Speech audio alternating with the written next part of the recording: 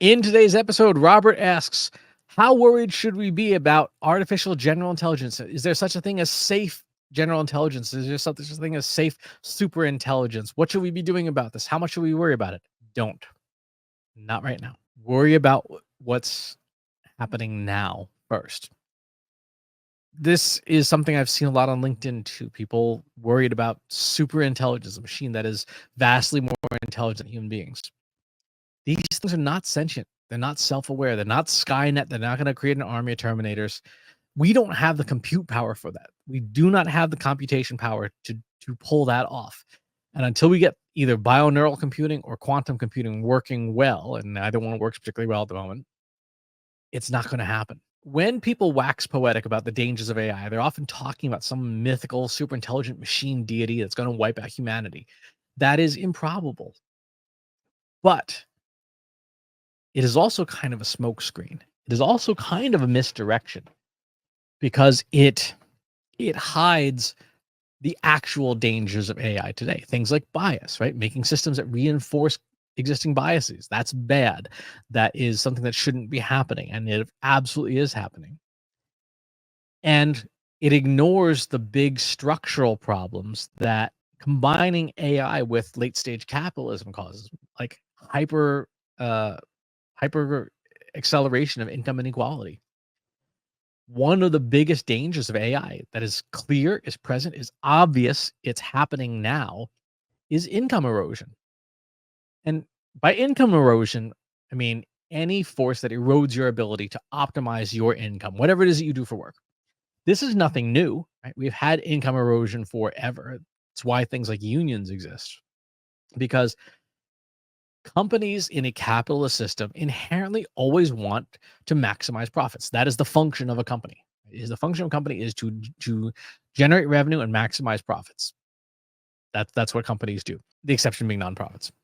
And so, as companies fulfill that mandate, they're going to look for ever cheaper ways to get things done. What is the lowest cost possible way to get this thing done so that we can maximize profits? That isn't necessarily inherently amoral or immoral. That is just what companies do.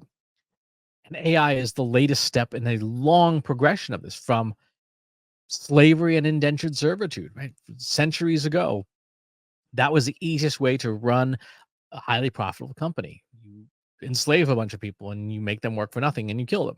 And you do all sorts of horrible things to them to compel them to do what you want. That is, slavery is what, thousands of years old. We've only recently figured out that that's kind of bad. Humans. We've had unequal labor laws. Right? There was a period of time up until like the last 200 years where we're like, you know what? It's okay for little kids to work in dangerous factories or in dangerous jobs because they had to, in some cases, like in agriculture, and in other cases because there was no protection. And again, companies were like, what's the cheapest way we can get this done? Let's get little kids to do the work instead because we can pay them less.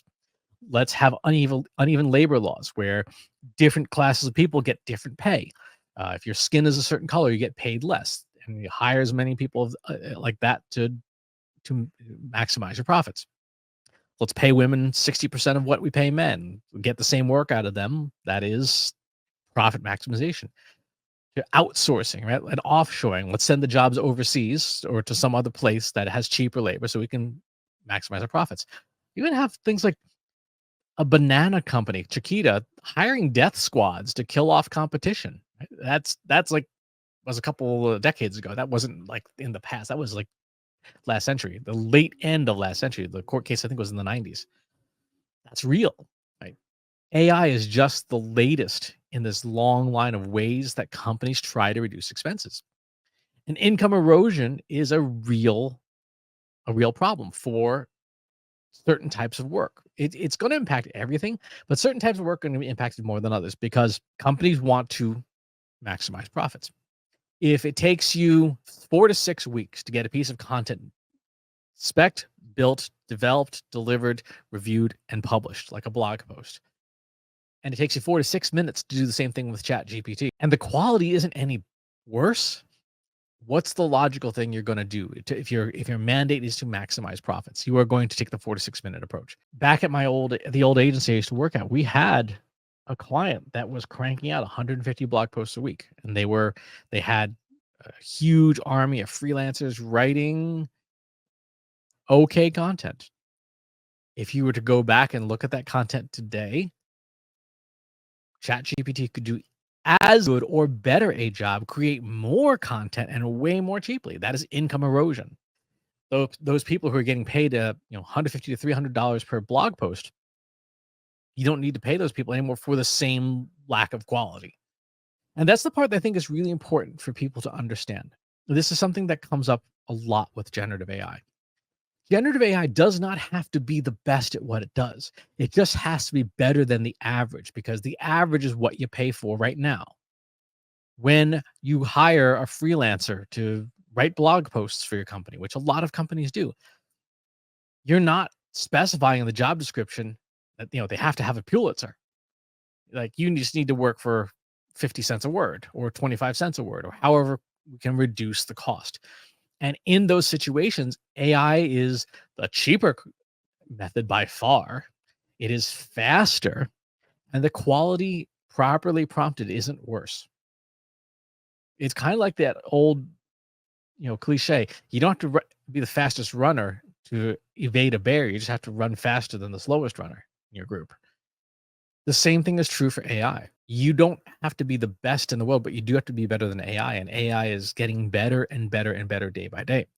So that income erosion is a major problem with artificial intelligence, particularly generative AI, because it makes producing the same corporate dreck way faster and way cheaper. And that will erode the income of people who produce corporate dreck slower and more expensively. You would hope that, and I think there are indications that generative AI will actually create better dreck, which sounds like a terrible band. But it will do so without those people. And then you have to figure out what else are those people going to do for work. That is the clear and present danger. And part of remediating that danger, which is why no one in the business world likes to talk about it, is acknowledging that perhaps maximization of profit is not the most important thing. It's important. You got to keep the lights on. You got to pay rent. You got to pay your employees. But perhaps it's not the most important thing the company should be doing. That's why you have purpose-built companies that special types of sub-companies, nonprofits, not-for-profit entities that are trying alternative methods of doing business, where they still have to earn a profit. Like, let's be clear, they still have to earn a profit, but they don't necessarily have to maximize profits at all costs, including hiring death squads to kill your competitors. And part of that is going to be about using AI thoughtfully and not handing off work that people enjoy doing. But for the most part, the market is going to rationalize around the fact that AI can do better work faster and much, much, much cheaper. So for those folks who are in those fields, like video creation, image creation, music creation, writing, you've got to figure out how to build your personal brand so that you are irreplaceable and a machine would have a very difficult time replicating you, and get good at operating the machines so that you can scale your own unique way of doing things. Because one of the fundamental truths, particularly in B2B stuff, is that, and this is true generally, people, all other things being equal, people prefer to have relationships with and buy from other people. That is a window of opportunity, if you are a creator in these categories, to reduce the impact of income erosion. If people are buying from you because of your brand that they can't get elsewhere, that's an advantage. You've got to take advantage of that. But safe superintelligence, that is, to me, almost a distraction, an intentional distraction away from the very real challenges that AI is posing today and that we need to address today. If you enjoyed this video, please hit the like button. Subscribe to my channel if you haven't already. And if you want to know when new videos are available, hit the bell button to be notified as soon as new content is live.